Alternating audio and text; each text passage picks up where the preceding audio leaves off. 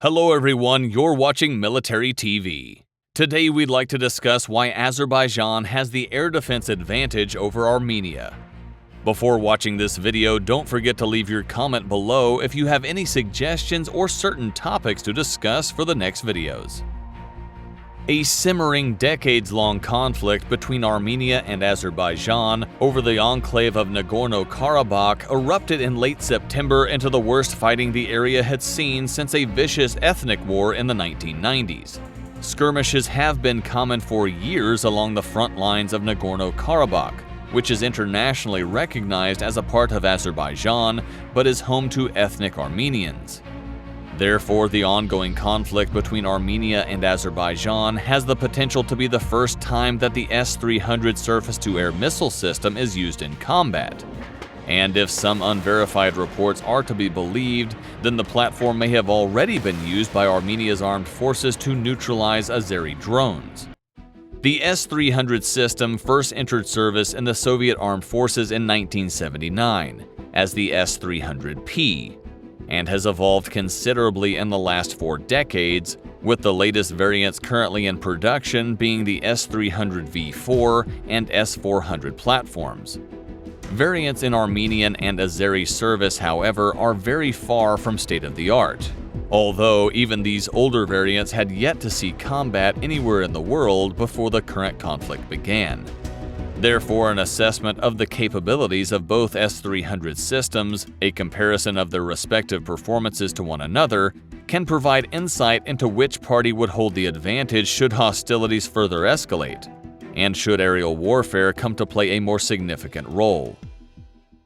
On this occasion, we're going to review the S300PT versus S300PMU2. Let's start with the Armenian S300PT Missile Battery.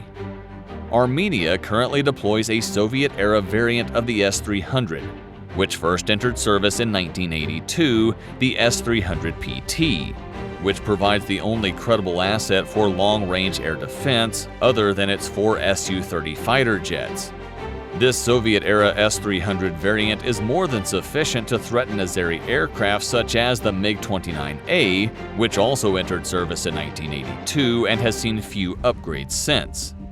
The S-300PT is equipped with 5 V-55KD surface-to-air missiles, which provide a 90-kilometer engagement range and benefit from a terminal semi-active radar homing guidance mode, providing improved precision relative to the original S-300P. The missile is limited by its relatively light 133-kilogram warhead, low speed of Mach 3.35, and the ability to engage only a very small number of targets simultaneously, estimated at around a dozen or less.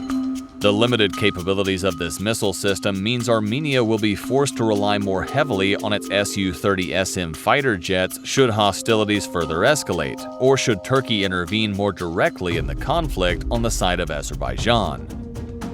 And the last point we will discuss is the Azerbaijan S300PMU2 missile battery. Azerbaijan notably does not field any S-300 systems inherited from the Soviet Union, although it does deploy advanced variants of the Soviet-era S-200, S-125, and S-75 systems for a multi-layered air defense network. The Azeri Defense Ministry has strengthened the country's air defense significantly since the Soviet collapse, however. And while its single squadron of MiG-29 fighter jets has seen no significant improvement to its capabilities, the country acquired the advanced S-300PMU2 air defense system from Russia. The S-300PMU2 entered service 15 years after the S-300PT, first joining the Russian military in 1997. It was a direct predecessor to the better-known S-400 system, which succeeded it 10 years later. The missile system has the potential to engage targets at almost triple the range of the S-300PT at 250 kilometers if equipped with the 48N6E3 missile, although it remains uncertain whether Azerbaijan does indeed field these missiles. The less capable but more standard missile used to equip the S300PMU2, the 48N6E2, has a shorter but still respectable range of 200 kilometers. The missile can intercept targets at Mach 5.9 speeds and carries a large 180-kilogram warhead, and up to 64 can be guided by a single S-300 system at any one time to engage up to 32 targets simultaneously. The 15-year technological gap between Armenian and Azeri variants of the S-300 system is closely reflected in their capabilities, with the S300PT able to engage 2 to 3 times as many targets simultaneously, doing so with more missile types for greater versatility, and able to threaten targets at much longer ranges. The PMU-2 variant also benefits from superior electronic warfare countermeasures, which are critical to allowing it to operate effectively in a highly contested environment, particularly if facing advanced combat jets such as Armenia's Su-30SMs, which will seriously test it electronically. The S300PMU-2 is also able to set up and redeploy considerably faster than the older PT variant, with high mobility key to its survivability.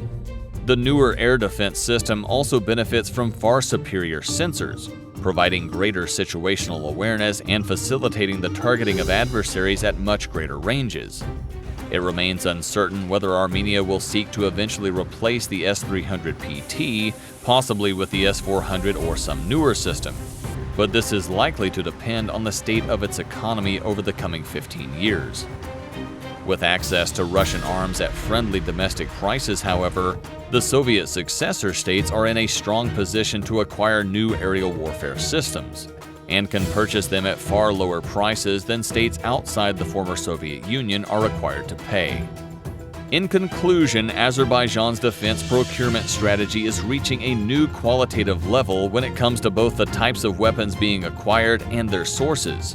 Therefore, Azerbaijan constantly consolidates its military positions and retains a high level of combat capability of its armed forces, whereas Armenia's arms procurement strategy seeks to retain the current status quo. Thanks for watching Military TV, and see you in the next videos.